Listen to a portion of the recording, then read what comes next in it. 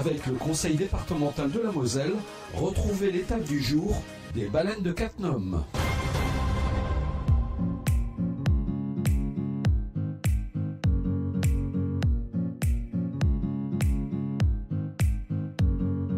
Et les baleines, arrivées la veille, ont été déchargées pendant toute la matinée. Et comme je vous le disais, mercredi soir, ce fut leur accueil. Écoutez les réactions qui commencent par celle du président du conseil général du Calvados, Jean-Léonce Dupont, suivi des 3 maires des communes qui disposeront chacun d'une baleine.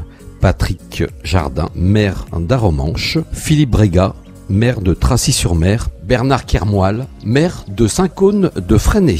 C'est un retour historique sur le lieu sur lequel ils ont été initialement utilisés. Vous savez, dans ce projet du port artificiel Melmery, qui était une aventure technique d'ingénieur absolument exceptionnelle.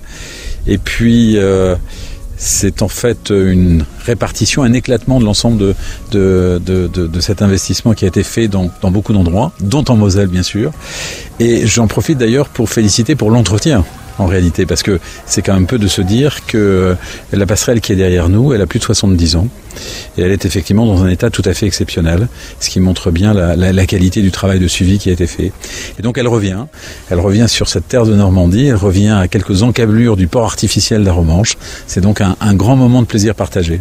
Patrick Jardin, maire d'Aromanches, est heureux de vous accueillir dans notre cité. Alors, c'est l'événement. Depuis que la première baleine est arrivée, il y a énormément de monde qui vient découvrir un petit peu ces baleines qui arrivent de Moselle. Oui, c'est en effet un événement toujours très prisé de tous les habitants de notre région, car on peut dire que des déplacements, des convois exceptionnels avec des éléments du port artificiel Port Winston ont toujours attiré beaucoup de nos concitoyens.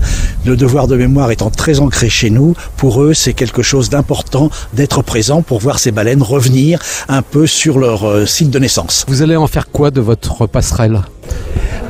Très simplement, nous allons la déposer, elle n'est pas très loin de l'endroit définitif où elle risque de se retrouver, c'est-à-dire que nous allons la poser le long de la route départementale, pratiquement en face du port. Et le site est en cours d'aménagement. Alors, on avait idée dans un premier temps de la positionner à un endroit qui était l'endroit historique, puisque c'était le débouché de la chaussée flottante.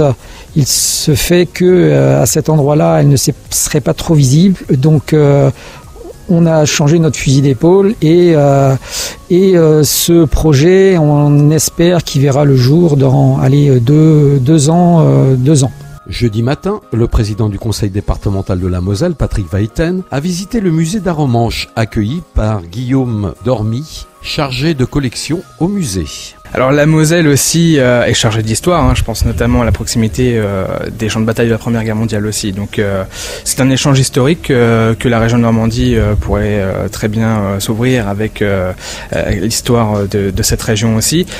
Alors ici, c'est vrai qu'en Normandie, l'arrivée de ces passerelles permet aussi un lien étroit, de plus en plus maintenant entre les deux villages que sont Cattenom et Aromanches.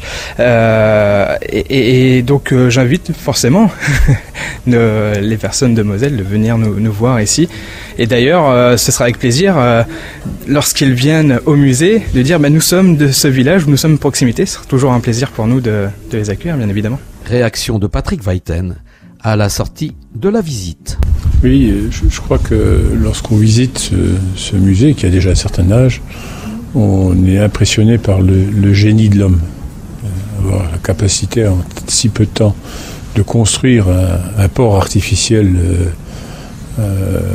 en face d'Aromanches pour amener autant de matériel, autant de personnes qui vont venir libérer notre continent avec 2-3 ans de travaux éminemment importants, avec le génie d'un homme.